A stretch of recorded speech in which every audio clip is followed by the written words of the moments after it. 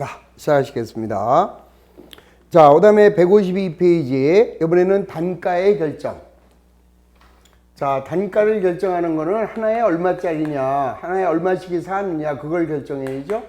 그래서 단가의 결정 방법에는 자, 개별법. 자, 그 다음에는 선입선출법. 그 다음에는 이동평균법. 그 다음에 이제 총평균법. 그리고 그 다음에 후입선출법.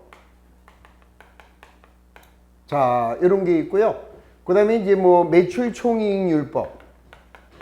매출총이익률법. 자, 그 다음에 이제 무슨 매가환원법. 뭐 이런 것들이 있어요.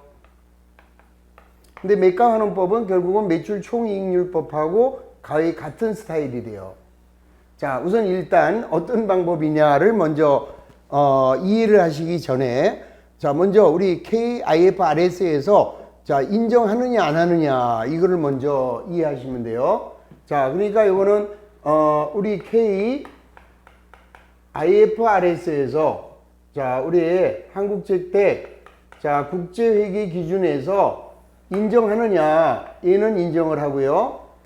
자, 얘도 인정하고 얘도 인정하고 얘도 인정하는데 후입선출법은 인정하지 않아요.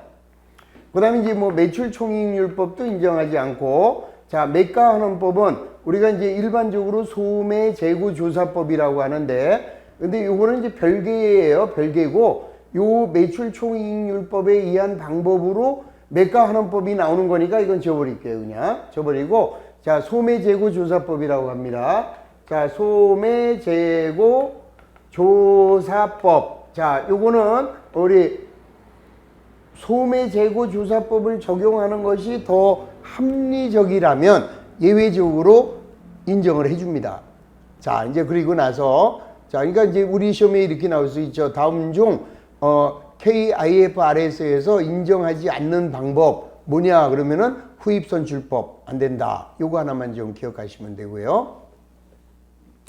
자, 그 다음에 이 방법을 계속기록법을 사용할 수 있느냐 아니면은 실사법에서 적용할 수 있느냐 요거를 좀 기억하세요. 자, 개별법은 둘 다 가능해요. 계속기록법도 가능하고 실사법도 가능하고, 자, 선입선출법도 계속기록법 실사법 가능하고요. 자, 이동평균법은 그때그때 해야 되기 때문에 계속기록법은 되는데 실사법은 안 돼요. 그 다음에 총평균법은 나중에 토탈로 하는 거기 때문에 그때그때는 못하고 나중에 퉁쳐서 할 수 있어요. 자, 후입선출법은 둘 다 할 수 있어요. 그 다음에 매가환원법은 계속기록법은 안 되고 나중에 기말에만 몰아서 할 수 있다.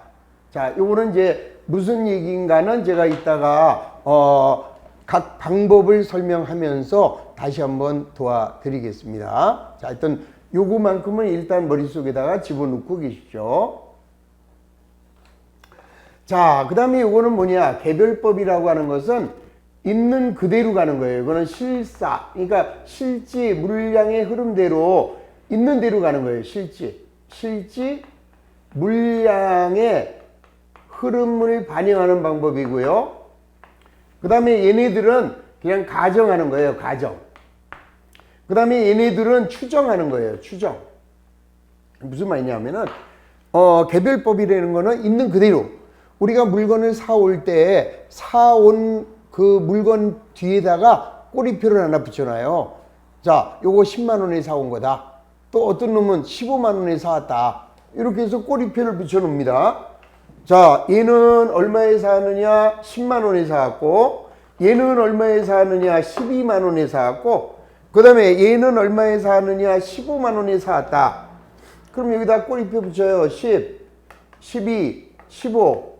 그 다음에 이제 손님이 와서 요거를 집어갑니다. 얼마예요? 20인데요? 주세요. 요걸 집어가면은, 아, 12만 원짜리를 20만 원에 팔았구나. 이렇게 기록이 되죠. 그냥 있는 그대로 가는 게 요게 바로 개별법이다 이 소리예요.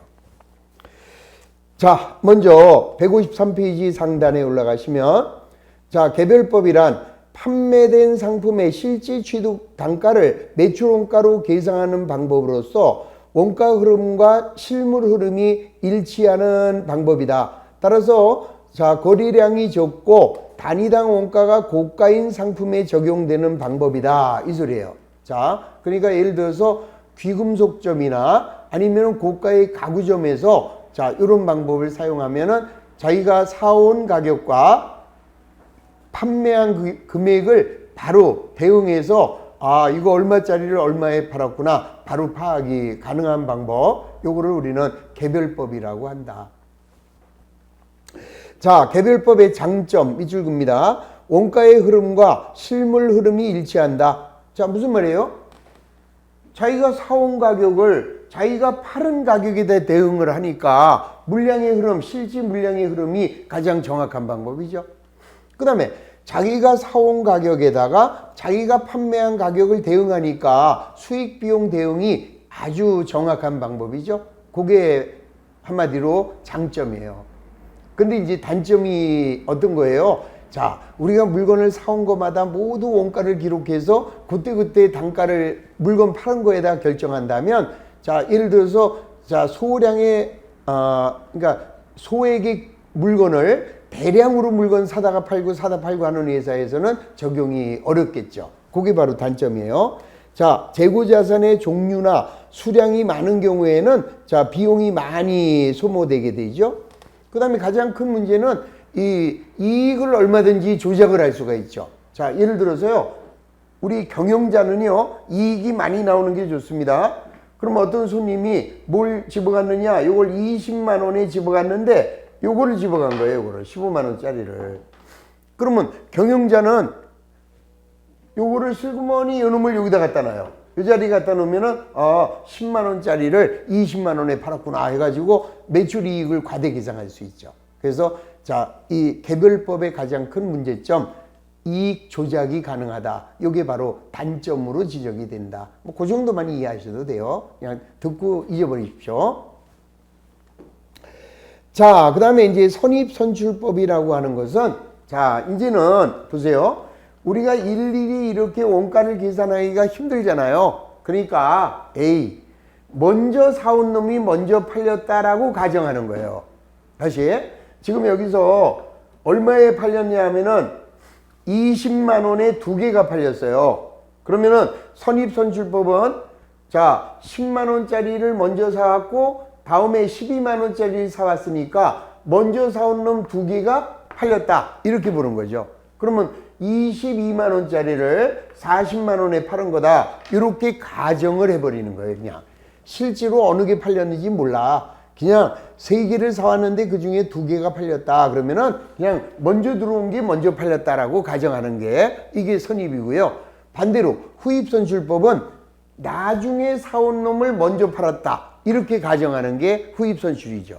그럼 우리 한번 생각해 보세요. 후입선출법이라고 하는 것은 우리가 일반적으로 우리 여러분들이 장사를 하신다고 하세요. 그럼 먼저 사온 것부터 파실래요? 나중에 사온 걸 파실래요?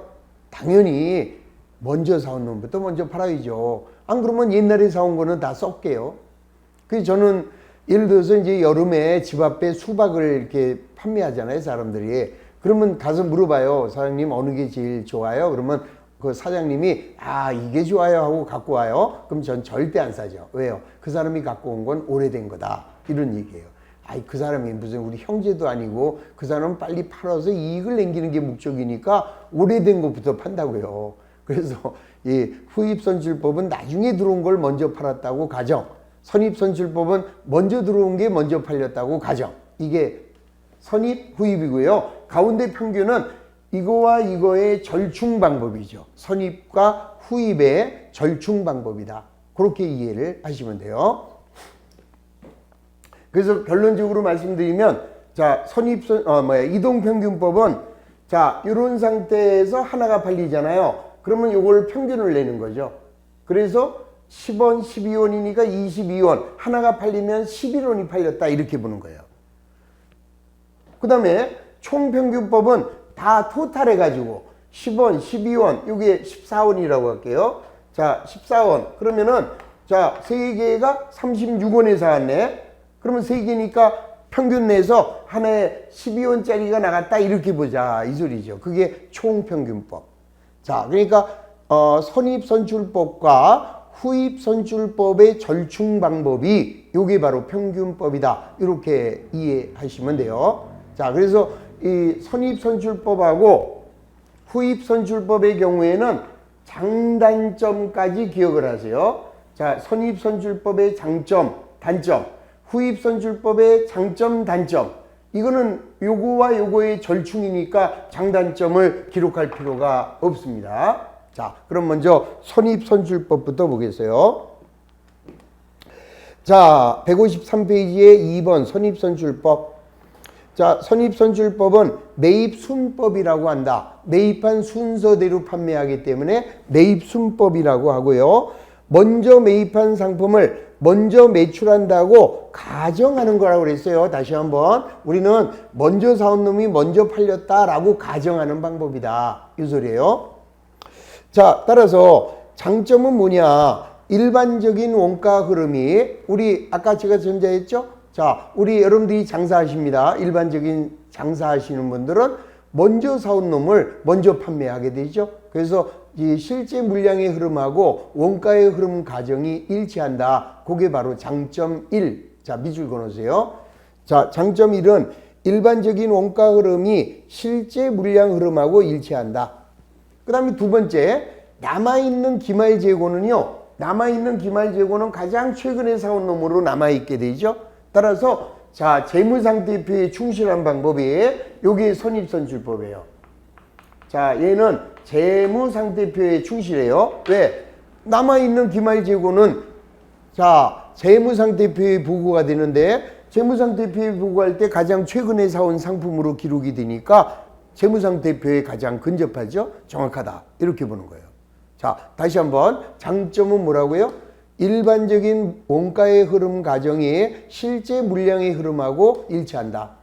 자, 그 다음에 두 번째, 재무상태표에 충실한 방법이다. 그 다음에 선입선출법으로 하게 되면 절대로 이익을 조작할 수가 없어요. 이익을 조작할 수가 없다라는 게 선입선출법의 가장 큰 장점입니다.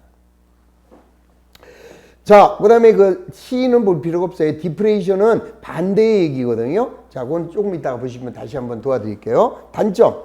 자, 단점은 현재 수익에, 자, 얘를 20원에 지금 판매해요. 현재 수익에 과거 원가가 대응되죠? 그러면 현재의 수익에 과거의 원가가 대응됨으로써 수익 비용 대응이 이루어지지 않는 거죠. 자, 수익과 비용의 대응이 적절하지 못하다. 요게 바로 단점이에요. 그리고 자, 인플레이션 시에는 이익이 과대 계상되는 게 문제가 되는 거죠. 이익이 많이 나온 건 좋은 거 아니에요? 그건 경영자고. 우리 기업에서는요, 이익을 많이 내면 큰일 나는 거예요. 자, 다시 보세요. 어차피 이익은 어떤 방법으로 하느냐 관계없이 이익은 이미 정해져 있는 거예요. 근데 외부에 보고할 때 이익이 많이 나온 걸로 보고하게 되면 경영자는 다음에 다시 재신임을 받으니까 좋겠지만 우리 기업의 입장에서는 이익이 많이 나오면 세금 많이 내야 돼요. 또 이익이 많이 나오면 배당을 많이 해줘야 돼요. 그러면 그만큼 회사의 자산은 감소되죠. 따라서 자, 이익이 많이 나오게 하는 방법은 좋은 방법이 아니다. 따라서 보수주의에 의해서 이익을 적게 나오는 쪽으로 회계 처리합니다. 일반적으로. 그거를 좀 이해를 하셔야 돼요. 이익이 많이 나와야 좋지. 그거는 싸게 사서 비싸게 파는 건 당연히 경영의 일이에요. 일. 그러나 그거를 우리가 이제 손익계산서의 계상을 할 때 이익이 많이 나왔어요 라고 보고하게 되면 실질적으로 이익이 적게 나왔는데도 이익이 많이 나왔어요 하고 보고하게 되면 그만큼 세금 많이 내야죠. 그만큼 배당 많이 해주면 회사의 실물 자본이 마이너스 된다. 그래서 가능한 한 이익을 적게 나오는 쪽으로 회계 처리하는 게 우리 기업의 가장 중요한 보수주의예요. 자, 그 정도 이해하시고.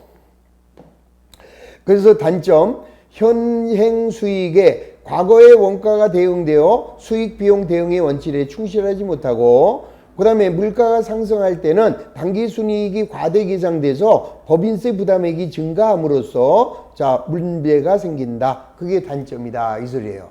근데 우리 아까 장점에서는 뭐예요? 디프레이션 시에는 그 반대로 얘기했잖아요. 자, 디프레이션 시. 자, 이익이 적게 나오겠죠? 디프레이션 시에는. 그러면은 그건 장점이 될 수 있죠? 말도 안 되는 거예요. 우리는 현재의 회계는 인플레이션을 가정해서 하잖아요. 그러니까 그 장점의 3번은 그냥 지워버리셔도 좋아요. 자, 그게 바로 선입선출법이고, 자, 그 다음에 이제 후입선출법은 나중에 들어온 거를 먼저 판매합니다. 그러므로 가장 큰 장점은 뭐겠어요? 가장 큰 장점은 현재의 수익에 현재의 원가가 대응된다. 이게 바로 후입선출법의 장점입니다. 넘기세요. 자, 154페이지에 자, 후입선출법은 나중에 매입한 상품을 먼저 매출한다라고 가정하여 최근에 구입한 상품의 단가를 매출원가에 적용하는 거죠. 그러니까 지금 하나를 팔았다면 14원짜리가 나간 거예요. 그러면 현재 수익에 가장 최근에 원가가 대응되므로 수익 비용 대응이 정확하죠.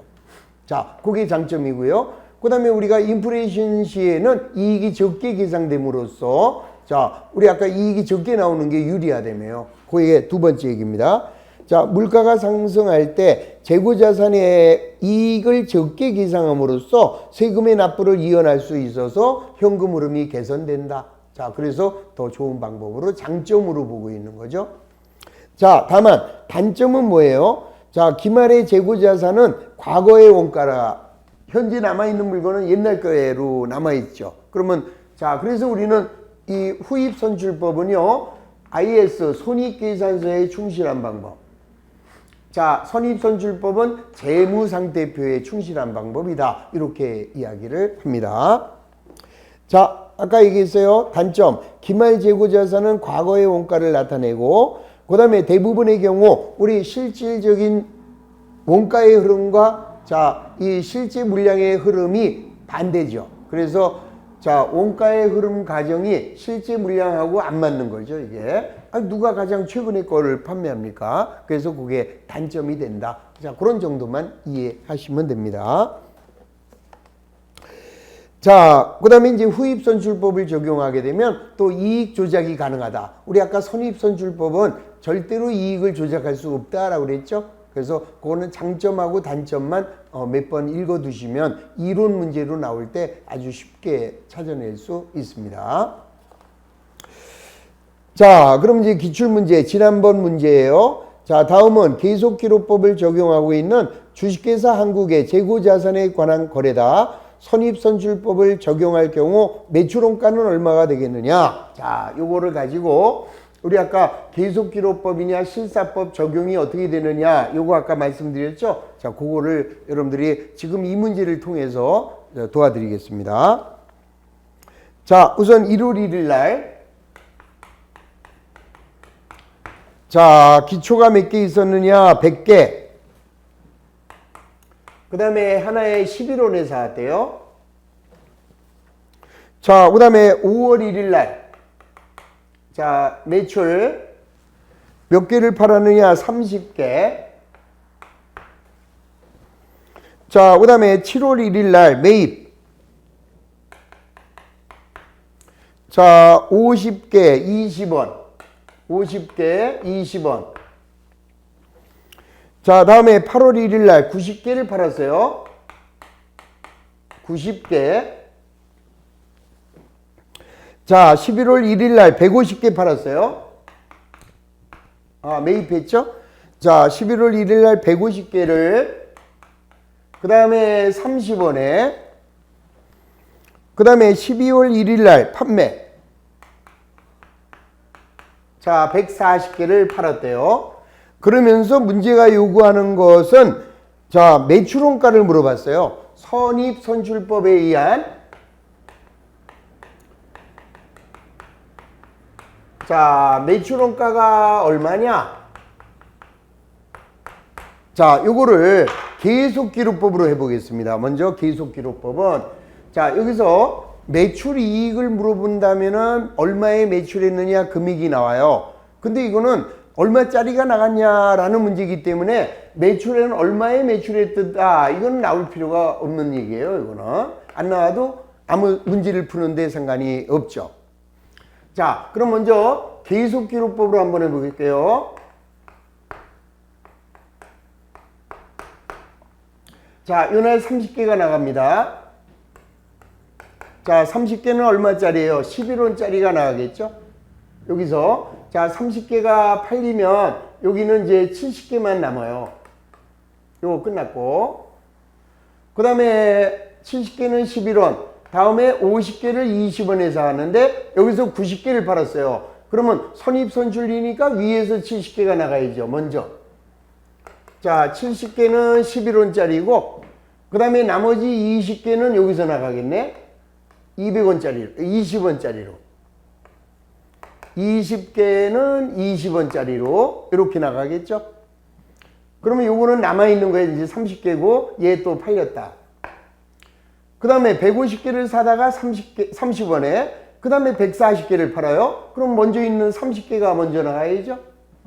자, 30개는 20원짜리. 그 다음에는 110개는 여기서 나가야죠. 자, 110개는 여기로. 그러면 40개만 남네. 그러면 얘는 다 팔렸죠. 자, 그럼 110개는 30원짜리. 이렇게 된 거죠. 자, 그러면 계산 해 보시겠습니다. 자, 30개 곱하기 11원. 그럼 얘는 330원. 얘는 770원. 얘는 400원. 얘는 600원. 자, 얘는 3,300원. 맞나 모르겠네요. 110개 곱하기 30. 그러면 3,300원. 자, 플러스 600원, 플러스 400원, 플러스 770원, 플러스 330원. 그래서 5,400원이 이번에 매출한 물건의 원가다. 이게 답이에요. 그래서 정답은 매출 원가는 얼마냐? 3번 5,400원이 정답이 된 거죠. 자, 그럼 지금까지 한 방법은 무슨 법이에요? 계속기록법이잖아요. 그러니까 계속기록법은 들어올 때도 기록, 나갈 때도 기록, 이렇게 기록한 게 계속기록법이니까 그때그때 해줘야 됐어요. 그러면 얘를 이번에는 실사법으로 한번 해드리겠습니다. 실사법으로. 자, 실사법으로 하면은 이제 이걸 지워버려야죠. 자, 요거 아니고, 요거 아니고, 자, 그 다음에 요거 아니고, 이렇게 됐어요. 이렇게. 자, 그러면은 실사법은 어떻게 하느냐? 그냥 창고에 가는 거잖아요. 실사는 창고에 가서 몇 개 남아있느냐 이거를 조사하는 거잖아요. 그러면 12월 31일 날 기말은 몇 개가 남아있을까요? 자, 우리가 처음에 몇 개 나왔어요? 100개 사왔어요. 그 다음에 나간 건 기록하지 말고 얼마? 50개 들어왔어요. 자, 그 다음에는 150개 들어왔어요. 됐죠? 자, 그 다음에 남아있는 게 몇 개가 남아있을까요? 자, 우리 팔린 게 30, 90, 140이니까 260개가 팔렸죠? 자, 260개가 팔렸으면은 남아있는 게 몇 개죠? 150, 300개에서 자, 300개에서 자, 남아있는 게 40개가 되겠네. 그러면 팔린 수량은 몇 개예요? 260개 맞습니까? 자, 다시 한번 실사를 통해서 한꺼번에 하겠다 이 소리예요. 그러면 처음에 100개 있었고 50개 사왔고 그 다음에 150개 사왔고 거기에서 자, 팔린 게 30개 그 다음에 90개 그 다음에 140개 그러니까 남아있는 기말은 40개네요. 그럼 이번에 팔은 수량은 260개라는 게 알 수 있죠? 자, 그러면 260개를 자, 어떻게 하느냐? 위에서부터 자, 기초 거 100개가 다 나갔겠네요. 11원. 자, 몇 개 나간다고요? 260개예요.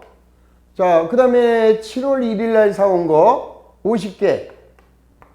자, 이게 20원짜리로 나갔고 그 다음에 몇 개가 더 나가야 돼요? 110개가 더 나가야 되네. 자, 110개는 얼마짜리가 나가요? 30원짜리가. 자, 그러면 여기는 1,100원. 여기는 1,000원. 자, 여기는 얼마예요? 3,300원인가요? 자, 3,300원. 그러면 이렇게 더하면은 5,400원 정확하게 나오죠? 자, 이번에 팔린 물건은 5,400원. 자, 계속기록법으로 하나, 실사법으로 하나. 답은 어때요? 똑같다. 그러면 우리 아까 요 얘기했죠? 자, 선입선출법은 계속기록법으로 할 수도 있고 실사법으로도 할 수 있잖아요. 자, 개별법은 당연히 자, 그때 할 수도 있고 나중에 자, 남아있는 게 여기 잘 보세요. 자, 실사법으로 했어요. 그러면 요거 팔렸어요. 하나 팔렸어요. 그 다음에 얘가 팔렸어요. 그러면 남아있는 거는 요게 남아있겠네. 그러면 계속기록법도 가능하고 나중에 요게 남았으니까 쟤와 쟤가 팔렸구나. 실사법도 가능한 거죠. 자, 그 얘기입니다. 그러면 지금의 요 문제를 이번에는 후입선출법으로 해드릴 거예요. 자, 이번에 이제 후입선출법에 의한 매출원가는 얼마가 되느냐 이렇게 물어볼 수 있어요. 자, 후입선출법에 의한 매출원가를 물어봤습니다. 그러면 계속기록법으로 해볼게요. 자, 처음에 기초에 100개가 있었는데 자 30개가 나갔죠. 그러면 가장 최근에 사온 게 나가니까 얘밖에 없어요. 아직 얘는 아직 아니니까. 계속기록법이라는 건 그때 하는 거잖아요. 그러면 1월 1일 날 100개가 있었는데 30개가 나갔어. 그러면 30개는 11원짜리가 나간 거죠. 자, 그 다음에는 자 그러면 여기 몇 개 남아 있어요. 여기가 30개, 100개 중에서 30개니까 여기가 70개 남아 있습니다. 그리고 여기 50개를 사왔는데 여기서 90개가 나가죠. 그럼 90개는 가장 최근에 사온 것부터 나갑니다. 그러면은 50개는 20원짜리로, 그 다음에 나머지 40개는 11원짜리로 이렇게 되겠죠. 그러면은 얘는 다 아웃이 되고, 그 다음에 아까 여기서 40개가 나갔으니까 여기는 30개만 남아있겠네요. 30개만. 자, 그런 상태에서 150원, 30원에 150개를 사왔어요. 그리고 남아있는 140개를 팔았어요. 그럼 가장 최근에 사온 게 나가니까 자, 이번에는 140개가 하나에 30원짜리가 나가죠. 끝났습니다, 이제. 그러면 얘는 1,000원이죠. 얘는 440원, 얘는 4,200원. 자, 맞나 모르겠습니다. 자, 천천히 50 곱하기 20, 1000. 그 다음에 40 곱하기 11, 440. 140 곱하기 30, 그러면 4200. 그러면은 1440. 자, 그러면은 5,640원이 후입선출법에 의한 매출원가 이렇게 되죠. 자, 이번에는 실사법으로 하겠습니다.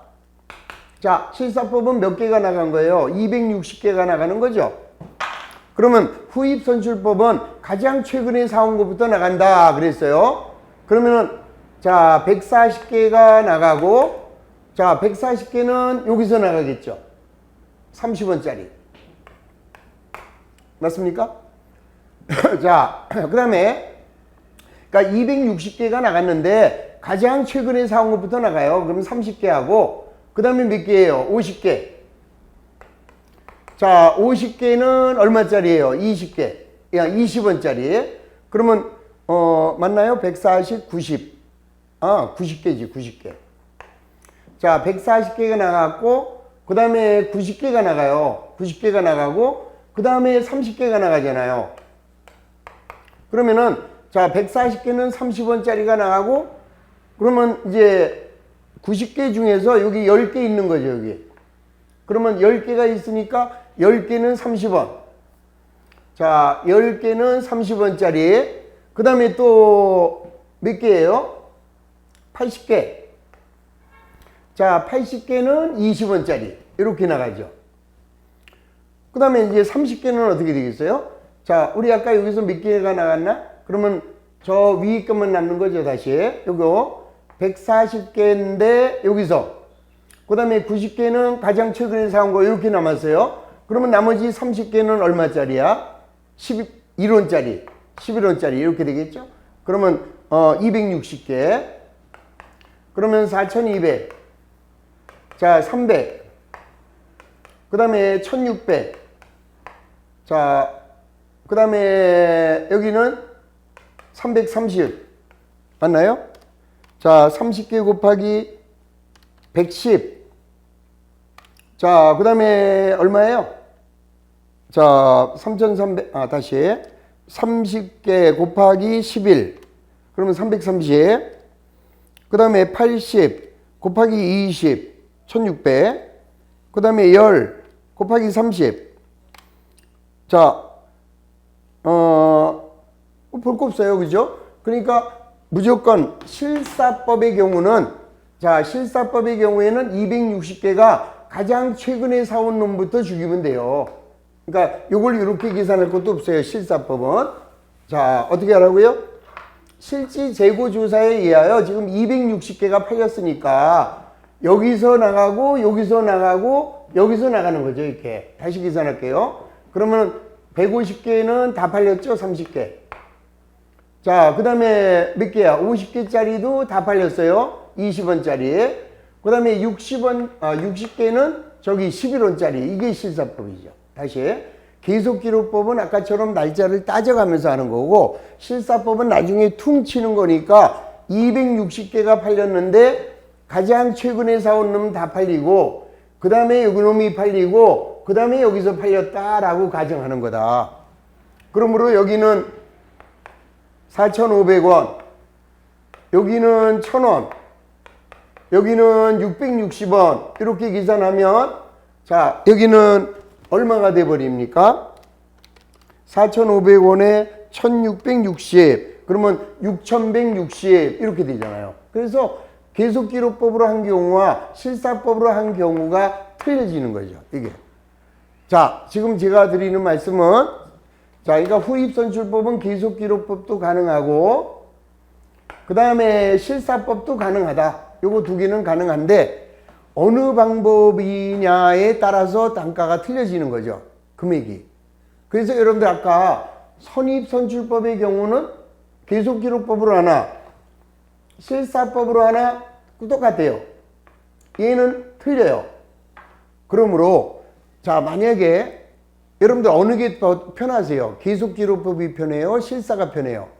실사가 훨씬 편하죠. 퉁 치면 되는 거니까. 그러면 자, 이 경우에는 어떤 식으로 계산을 하면 되느냐? 만약에 문제가 계속기록법이다. 지금처럼. 자, 지금 이 154페이지에 나와 있는 문제가 선입선출법을 적용한 경우에 매출원가 이랬잖아요. 그러면 이거는 아까 제가 두 가지 방법으로 다 해드렸어요. 선입선출법의 경우에는 계속기록법으로 하나 실사법이나 똑같으니까 이렇게 문제가 나올 때는 그냥 실사법으로 딱 해버리면 간단하게 답이 나오는 거죠. 다시 한번 보세요. 자, 실사법입니다. 그러면은 선입선출법은 먼저 들어온 것부터 먼저 팔아요. 260개를 어떻게 하면 돼요? 기초 100원짜리 11, 그 다음에 50개 20원짜리, 그럼 150개니까 110개, 110개는 30원짜리. 이렇게 계산하면 요게 매출원가잖아요. 이게 편하죠. 아까처럼 짓고 이럴 필요가 없으니까. 그래서 자, 문제에서 선입선출법으로 나올 때는 무조건 실사법으로 하실 것. 근데 만약에 후입선출법의 문제가 나올 때는 하라는 대로 하실 것. 자, 왜? 결론이 틀려지니까 이런 경우와 이런 경우가 서로 들리기 때문에 계속기록법으로 하세요. 그러면 날짜대로 천천히 30개가 나갔네. 그럼 얘가 70개 남았네. 자, 90개가 나가면은 여기서 50개 나가고 여기서 40개가 나가네. 이렇게 계산을 하고, 그 다음에 실사법 문제에서는 그냥 아까처럼 퉁 이렇게 쳐버리는 거죠. 자, 260개만 나가면 되니까 가장 최근에 사온 거 150개 30. 자, 그 다음에 50개가 20. 그러면 200개니까 60개가 더 나갑니다. 60개는 11원짜리. 이렇게 계산하는 게 훨씬 빠르다라는 거죠. 그것만 이해해 주시면 돼요. 자, 이제 마지막 이동평균법은 어떻게 하는 거예요? 그때그때 단가를 구합니다. 자, 그때그때 단가를 구한다는 얘기는 이렇게 돼요. 자, 100원짜리가 11원이면 1100원이죠? 이 중에서 30개가 나갑니다. 그러면은 3,300원 이렇게 나가겠죠? 자, 그러면은 이거 이제 요 30개가 이제 11원짜리가 나간 거고, 그러면 여기는 70개만 남아 있잖아요. 그럼 70개가 11원이니까 770원. 근데 50개를 20원에 샀어요. 그러면 요거는 토탈 평균이 50원하고 120원 더하면은 120개를 770원하고 1000원에 샀으니까 1770원을 120개로 나눠서 평균을 내는 거예요. 그때. 그게 바로 이동평균법. 그 다음에 총평균법은 어떻게 하느냐? 토탈로 평균을 내버려요. 자, 처음에 100개 있었고 11원. 자, 여기 1100원이에요. 자, 그 다음에는 50개를 20원에 1000원. 자, 그 다음에 150개는 30원에 4,500원. 그럼 토탈 300개죠? 자, 300개를 얼마에 사온 거예요? 6,600원에 샀죠? 1,100원, 6,600원. 아, 그러면 하나의 총 단가는 22원짜리구나. 이렇게 계산하는 게 총평균법이에요. 조금 이따 이제 이동평균법, 총평균법이 나오면 그때 계산 방법은 이해하시고, 대충으로, 이렇게 계산하는구나. 그 정도만 생각하시면 돼요.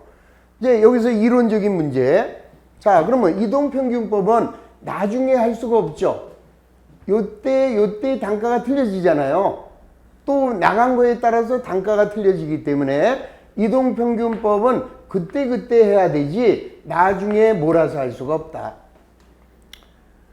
자, 그에 비해서 총평균법은 어때요? 총평균법은 한꺼번에 계산하기 위해서는 기말까지 기다렸다가 한꺼번에 해줘야 돼요. 그래서 그때는 계속기록법은 안 되고, 자, 실사법만 가능하다. 이렇게 이해를 하시는 거예요. 그리고 이제 이놈들도 추정에 의한 거기 때문에 계속기록법에서는 가능하지 않고, 자, 실사법에서만 가능하다. 요게 이제 이론으로, 자, 다음 중 한국제때 국제회계 기준에서 인정되는 방법이 아닌 거, 그러면 무조건 뭐예요? 후입선출법. 요거 생각하시고, 그 다음에는 자, 다음 중 계속기록법과 실사법을 적용할 수 있느냐 없느냐 요걸 물어보면 개별법 둘 다 된다, 선입, 후입 둘 다 된다, 이동평균법은 계속기록법만 되고 총평균법은 실사법만 된다. 자, 계산하는 문제는 이 문제 나올 때마다 이제 풀게 됩니다. 그래서 뭐 후입선출법 아까 굉장히 복잡했잖아요. 그리고 이동평균법, 총평균법도 조금 복잡했는데 계산 문제 나오면 쉬워요. 이제 문제를 계속 이제부터 시작이니까. 자, 그 정도만 이해하시면 돼요. 자, 그 다음에 아까 장단적 그 정도는 이해해 주시고 평균법에는 장단점이 없다라고 생각하시면 되는 거죠. 자, 그러면 중요 기출문제. 자, 155페이지. 자, 다음은 주식회사 한국의 상품 관련 자료다.